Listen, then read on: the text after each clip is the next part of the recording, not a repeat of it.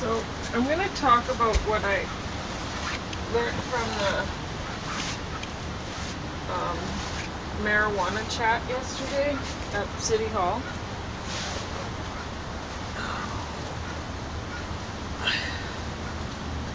And I think I'm going to... No, can't do that today. That one down. I think I'm going to try to spend most of the day laying down, because while I was laying down this morning, I actually felt pretty good. And then as soon as I moved, then I didn't. So I think I'll lay down and then I'll get up and walk around a bit and then I'll lay back down again. And I think that's how I'm going to spend the day. Because I haven't taken a leave yet, but I don't like to take them. And it didn't really seem to, like, I took way more than I was supposed to yesterday. Actually, I shouldn't even tell you how much I took, because I shouldn't have taken that much, but it didn't help that much. So I think I'm better off just not trying to do anything. Like, I am glad that I walked to the marijuana talk, because I did learn a few things. But it was mostly through other people who were in the audience, actually. I don't think... Anyway, okay. I don't need to say that. But, so, what was I going to talk about the marijuana stuff? Well, there was one woman had concern. She was carrying her baby, and she was concerned about her right to clean air. So if her neighbors are just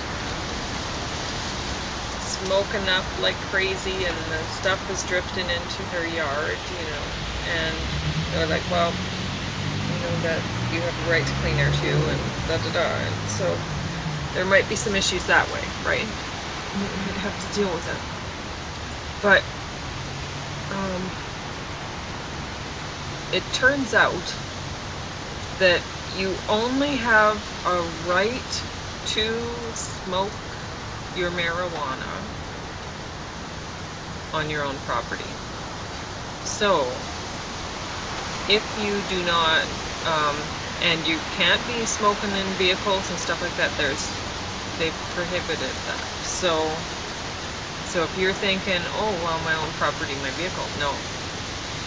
So anyone who's renting, you don't have that right in your rental property, because that's not yours. You're renting it. You don't own it. And so that's, they said there could be, like, at the discretion of the landlord, they could possibly allow that, just like they allow smoking of other things. And you can drink alcohol in your apartment, nobody cares. So, but that's still, that would be at the discretion of your landlord, right? So, now I didn't ask this question because it takes me a while to ask questions, and their microphone was, so I had to stand up, and I did not want to stand up yesterday. So I asked one question that was most important to me, and it was, can I get the medicinal kinds of marijuana strain seeds, and if so, where?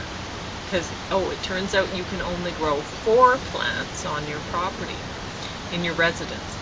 And they're not sure yet if it's going to be in your yard, outside, or in your house. It might be just in your house, depending, because they might have problems with the in your yard thing. Anyway, but they don't know yet. That'll depend, I suppose, on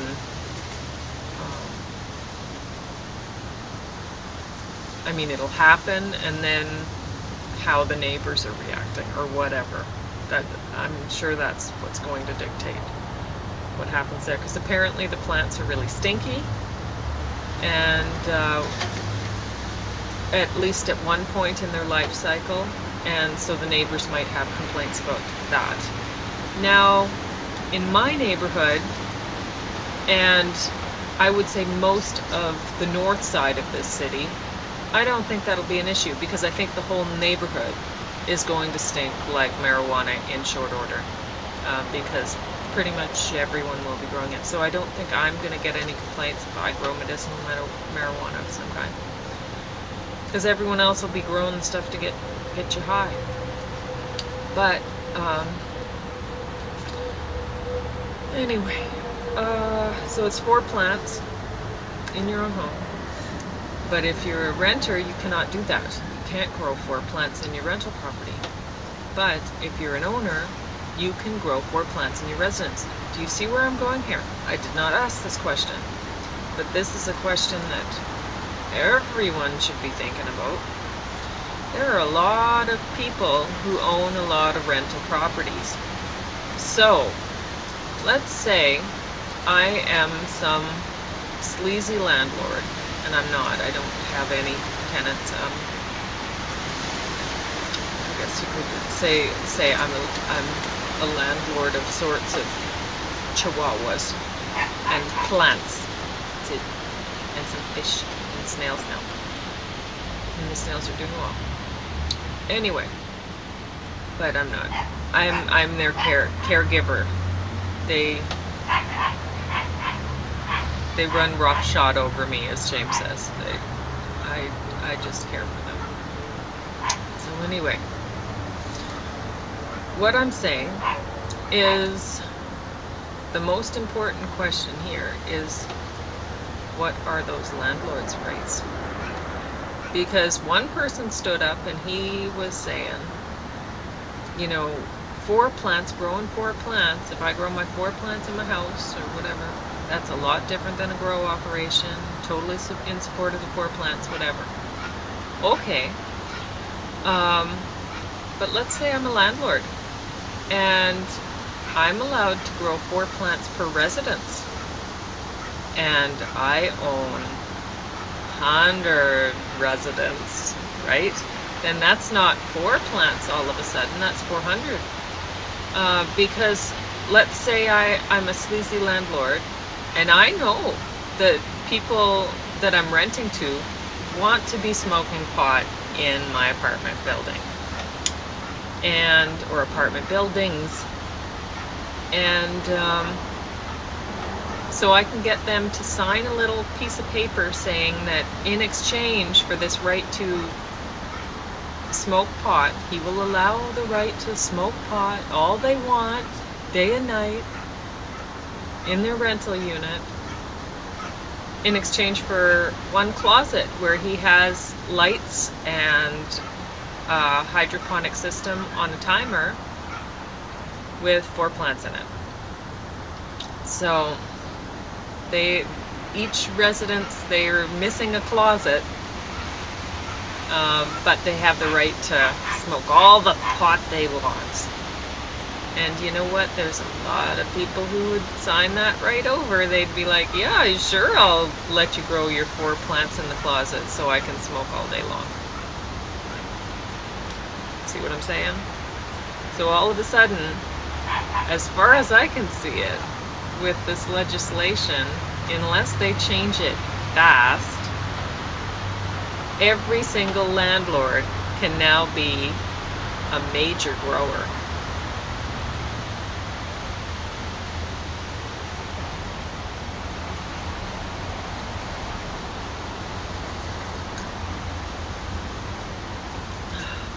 I might be wrong.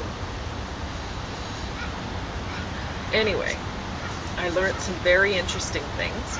It turns out that you will be able to buy marijuana seeds, which are medical marijuana, so that they have very low levels of the THC.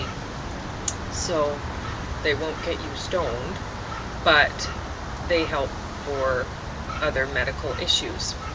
So you will be able to get those seeds. And they will be distributed at the marijuana retail outlets, which won't be located near schools or anything like that. They've put a buffer around every school, every daycare, every whatever. So those retail places won't won't be near your children unless you take them there, I suppose. And I don't think you should, because there's probably a little sign on the door that says 18 and over, because nobody under the age of 18 is allowed to be smoking the stuff. Anyway, so there's that. And then one woman raised the issue of edibles, which I found very interesting, because she was a local beer producer, and she wanted to know when the edible stuff was going to, like, say people making hash brownies, for example, or whatever, when that was going to be allowed. And they said they're not even going to look into that probably until 2019.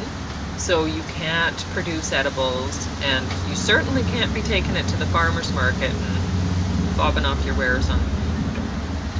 And when you do produce edibles, it'll probably be for sale